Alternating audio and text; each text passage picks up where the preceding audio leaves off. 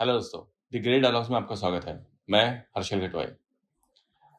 दोस्तों, आज की जो स्टोरी है ये थोड़ी सी लंबी है। ऑब्वियसली ये वॉर के ऊपर है, लेकिन साथ ही साथ जियो पॉलिटिक्स के ऊपर भी है। तो ये स्टोरी स्टार्ट होती है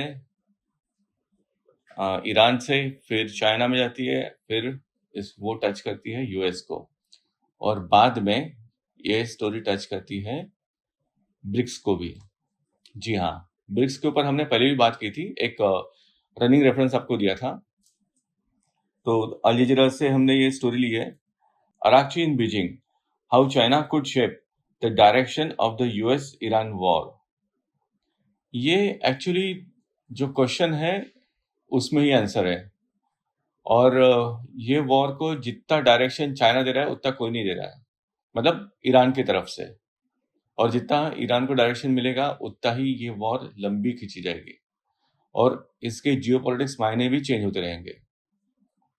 Iranian Foreign Minister Abbas Araghchi met his Chinese counterpart Wang Yi in Beijing on Wednesday as efforts to broker a peace deal between Tehran and Washington pick up pace amid the United States President's announcement of pause of attempt to forcibly open the Strait of Hormuz.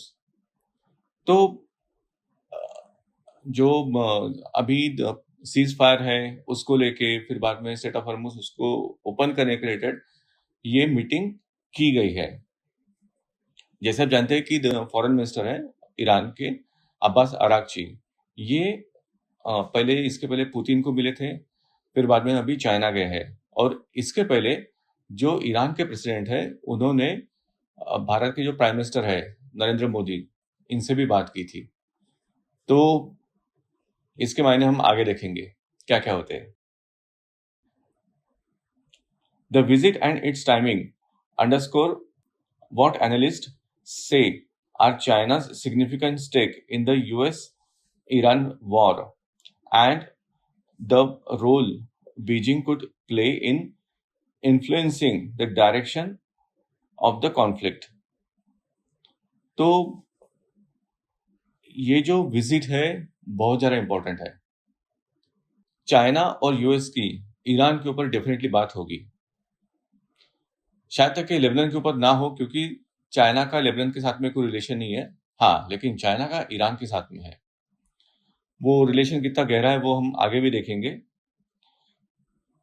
जिसमें अभी जैसा आराक्ची साहब गए थे China में, तो obviously काफी सारी बातें हुई होगी, इंफॉर्मेशन शेयरिंग, फिर बाद में war equipments, arms and ammunition, maps share करना, जो भी ऑन द स्पॉट लोकेशंस मिल रहे हैं यूएस आर्मी के, वो शेयर करना, ये तो बात हुई होगी। और उसके बाद में अदर डील्स जस्ट लाइक जो इंपोर्ट एक्सपोर्ट है उसके बारे में, ऑयल है उसके बारे में, ऑब्वियसली जो स्टेट ऑफ हॉर्मुज है उसके बारे में बात हुई होगी।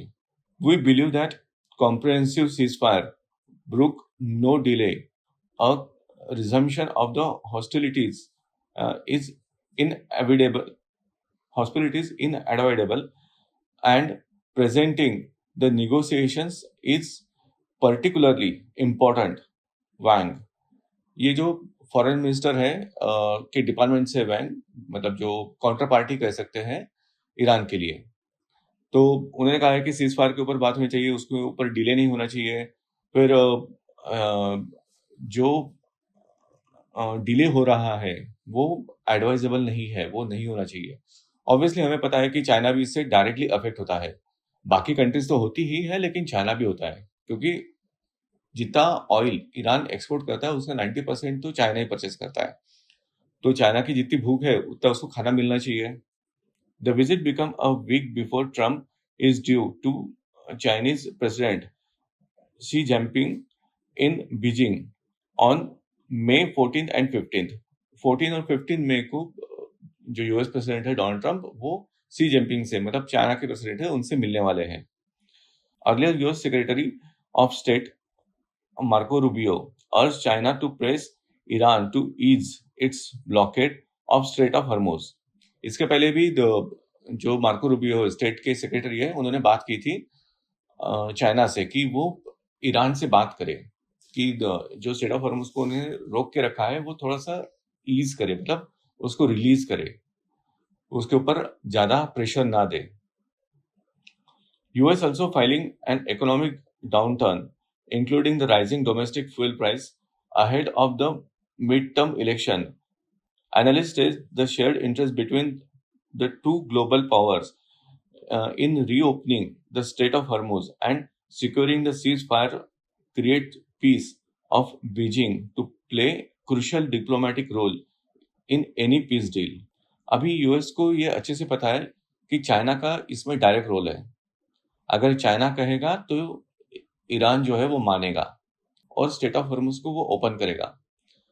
लेकिन ये बात अभी तक चाइना ने की नहीं है, मतलब ऑफिशियली तो कहीं पे आया नहीं है।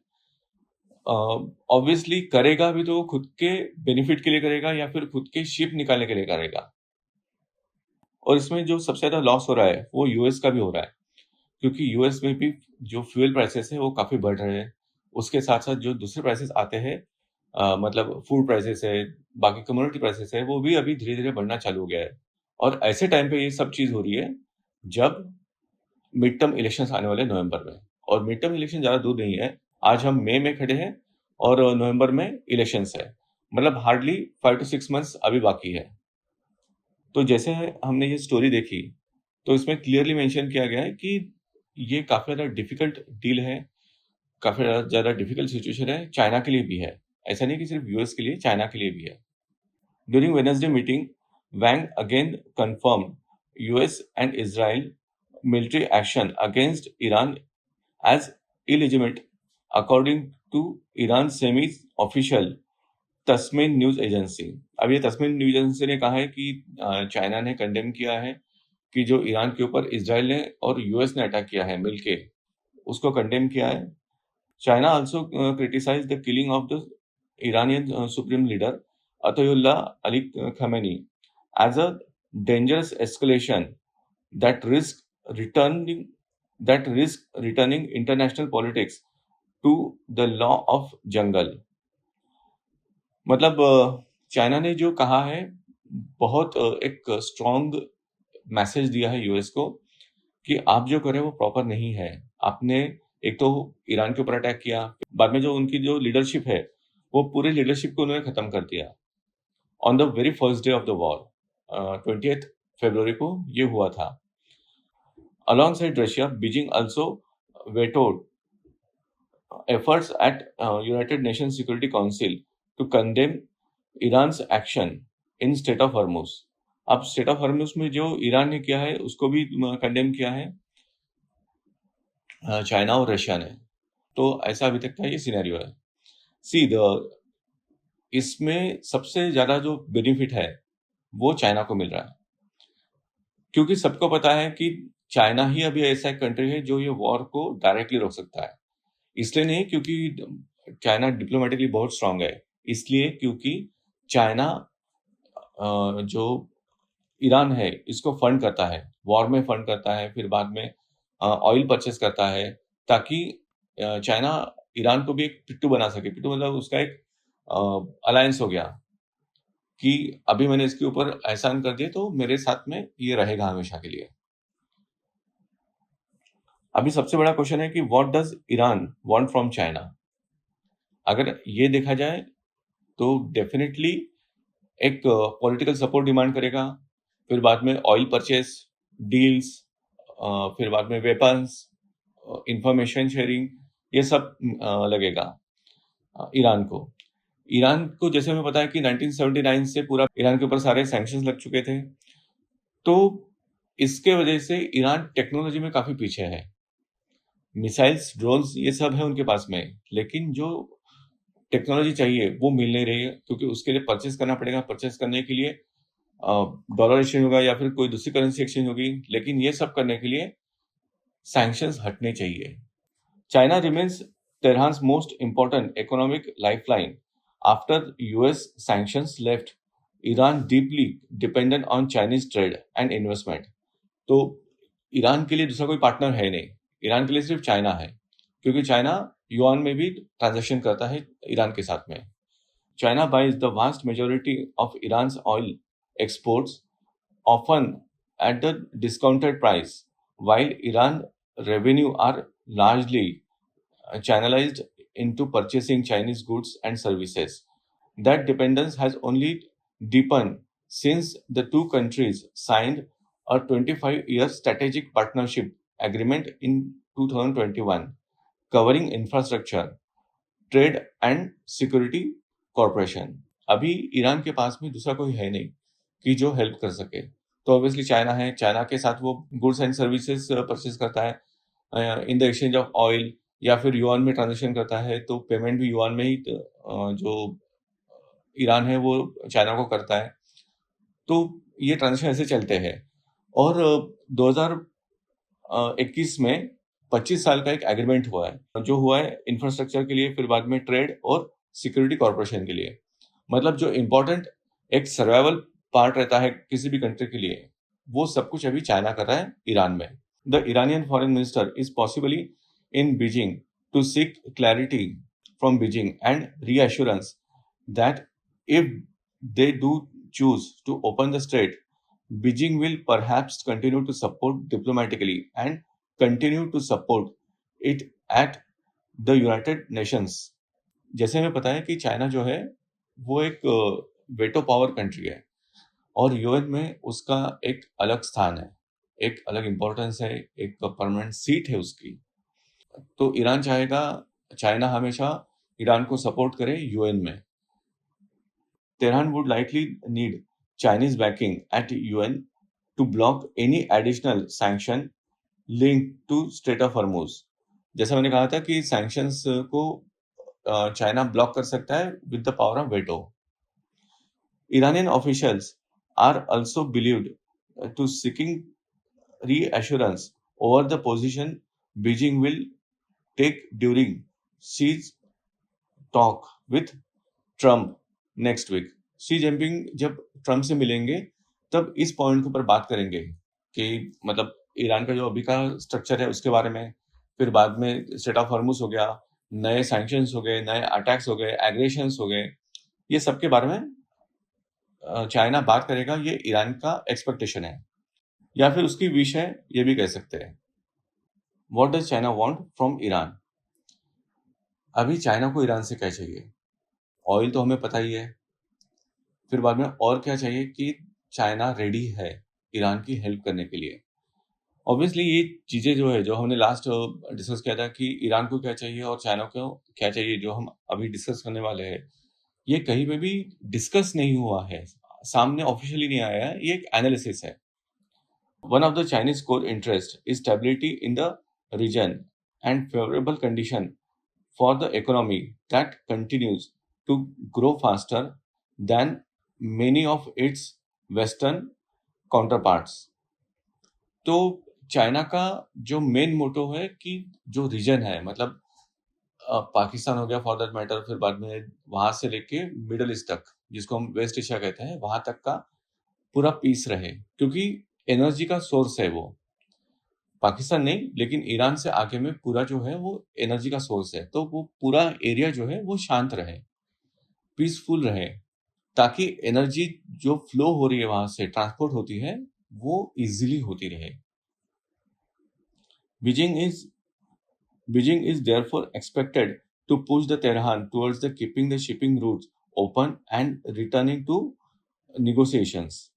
तो बीजिंग ये फोर्स करेगा ईरान को, या फिर कर भी दिया होगा, बता भी दिया होगा, अपने जो चॉइसेस है या फिर अपने जो विश लिस्ट है वो ईरान को दे भी दी होगी कि आपको पहले स्ट्रेट ऑफ हॉर्मुज को ओपन करना है और फिर बाद में नेगोशिएशन के लिए जाना है, और जितना जल्दी हो सकेगा उतना सबके लिए अच्छा है। फॉर दैट मैटर यहाँ पे चाइना खुद का देखेगा पहले, सबका नहीं देखेगा।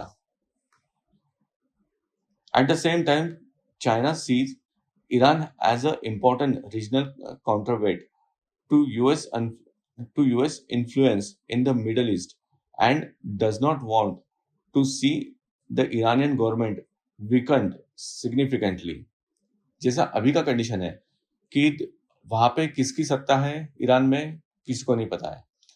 कोई कहता है कि खमेनी की सत्ता है, कोई कहता है कि जो वहाँ पे आर्मी ग्रुप है उसकी सत्ता है, कोई कहता है कि जो राष्ट्रपति कहते हैं उसके हिसाब से होता है।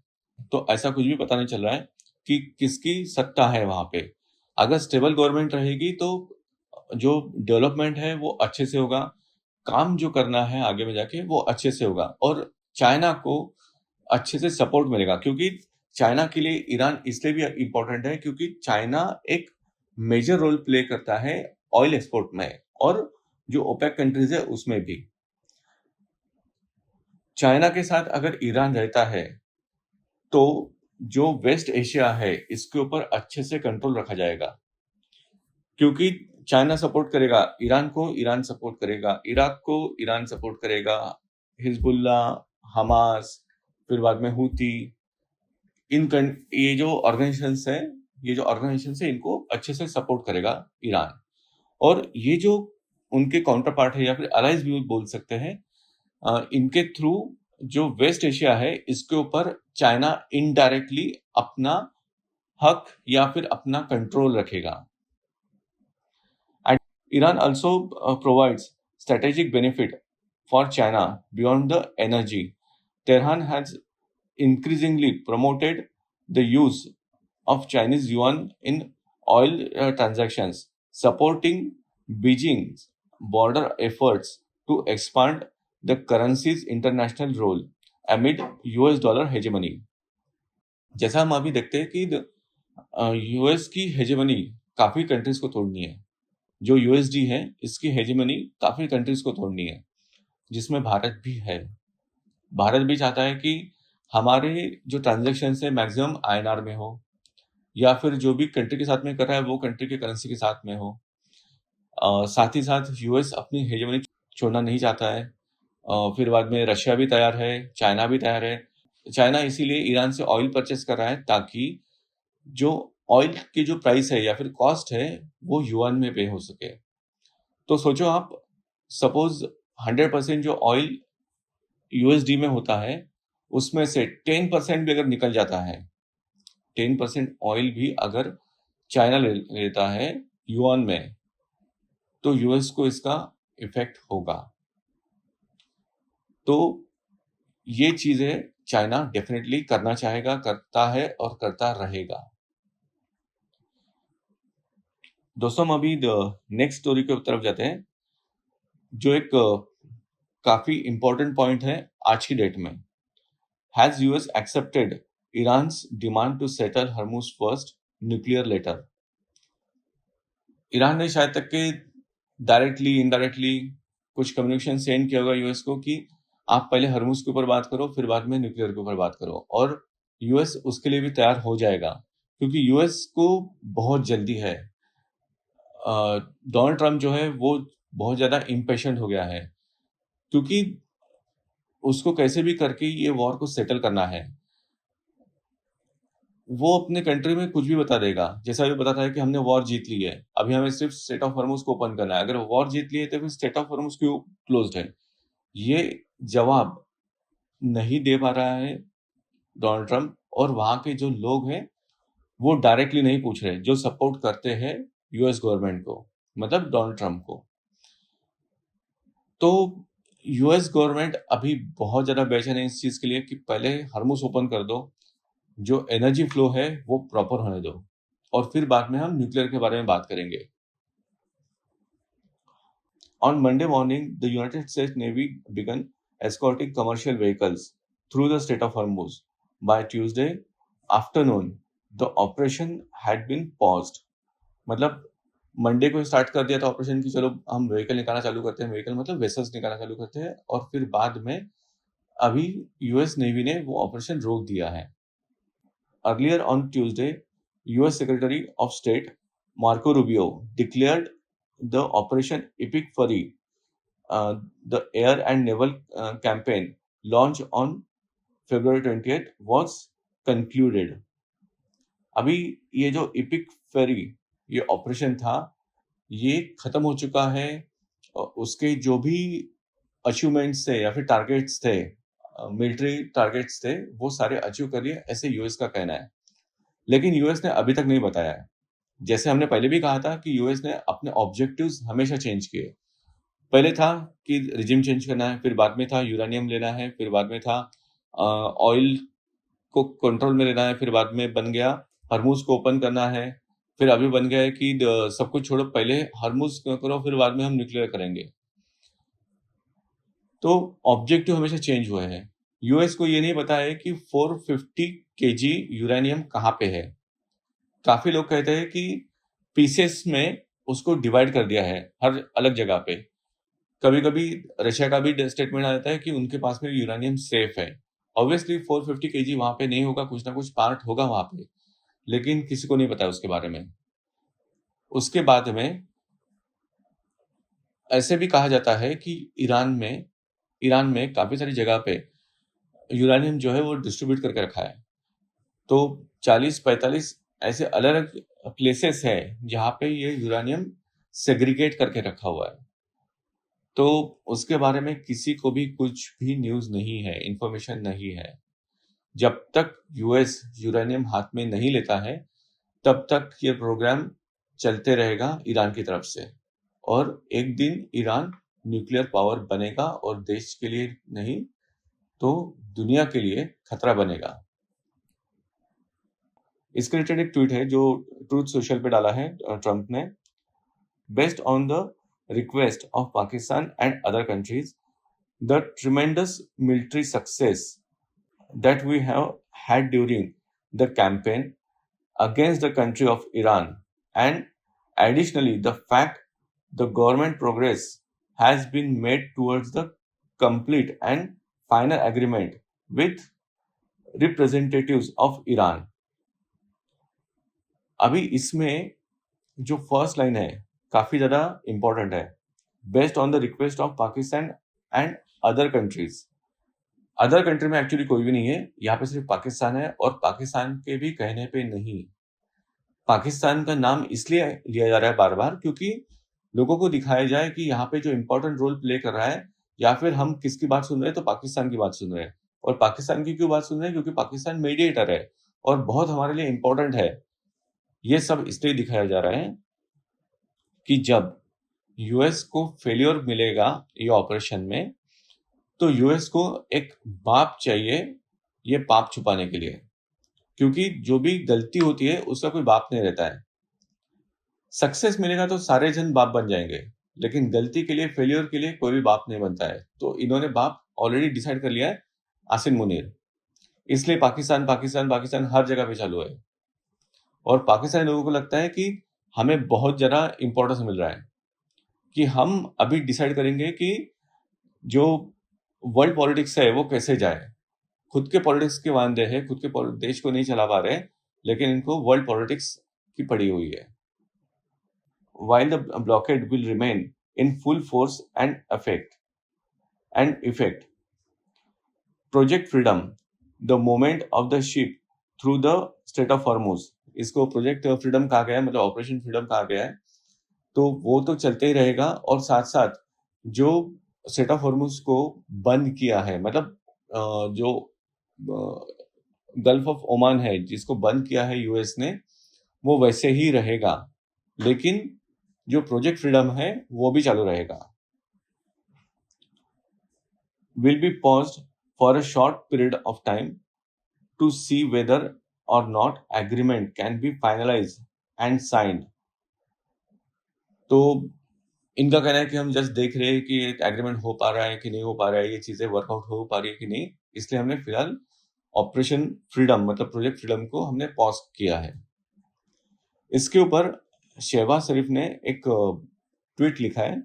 I am grateful to president Donald Trump for his courageous leadership and timely announcement regarding the pause in the project freedom in strait of Hormuz. अभी इसका जो कहना है शहबाज शरीफ का कि उसने काफी अच्छे से यहाँ पे बूट पॉलिश किया है, कहना चाहिए, मतलब तारीफ करनी चाहिए। Courageous leadership and timely announcement. और शहबाज शरीफ को लगता है कि मेरे कहने से ये हुआ है, या फिर पाकिस्तान के कहने से ये चीज हुई है, ऐसा शहबाज शरीफ को लगता है। President Trump's gracious response to the request made by Pakistan and other brotherly countries particularly Kingdom of Saudi Arabia, and my dear brother, Crown Prince and Prime Minister of Saudi Arabia, Prince Mohammed bin Salman, will go to long way towards the advancing regional peace, stability, and reconciliation during this sensitive period. अभी ये जो शहबाज शरीफ है, इसको लगता है कि मैंने Saudi Arabia का नाम ले लिया, प्रिंस का नाम ले लिया, तो सब जन सुनेंगे ये बात कि पाकिस्तान जो कर रहा है वो सबसे ज्यादा इंपॉर्टेंट काम कर रहा है और सब जगह से पाकिस्तान की वाह वाह होगी, ऐसा पाकिस्तान सोच रहा है। लेकिन जैसे ही ऑपरेशन फेल होगा, पाकिस्तान के ऊपर पूरा ठिकरा फोड़ा जाएगा और शायद ऐसा भी हो सकता है कि आसिम मुनीर को वहां से निकाल दिया जाए। भले ही उसके पास में इम्यूनिटी है कि वो कितने भी टाइम के लिए सेम पोजीशन पे बैठ सकता है, लेकिन ऐसा भी हो सकता है ये ऑपरेशन के बाद में आसिम मुनीर को निकाल दिया जाए। Pakistan remain firm committed to supporting all efforts that promote, restrain, and peaceful resolution of conflict through the dialogues and diplomacy. Dialogues and diplomacy के बारे में पाकिस्तान ना बात करे तो अच्छा है, क्योंकि उनके लिए सिर्फ डिप्लोमेसी ये होती है कि एक रूम में यूएस बैठा है, दूसरे रूम में ईरान बैठा है। एक रूम में जाना, रूम सर्विस करके डोर नॉक करना, वहां से एक चिट्ठी उठाना, ईरान को देना, ईरान से एक चिट्ठी उठाना, फिर से यूएस को देना। तो यही काम एज ए डिप्लोमेसी पाकिस्तान ने किया है। We have hopefully that current moment will lead to a latest agreement that secure durable peace and stability for the region and beyond. फिर बाद में इसने काफी सारे लोगों को टैग कर दिया है ट्विटर में। तो ये ऐसी स्टोरी है। आई होप आपको पसंद आई। ये चैनल को लाइक कीजिए, शेयर कीजिए और सब्सक्राइब कीजिए। Thank you so much. जय हिंद।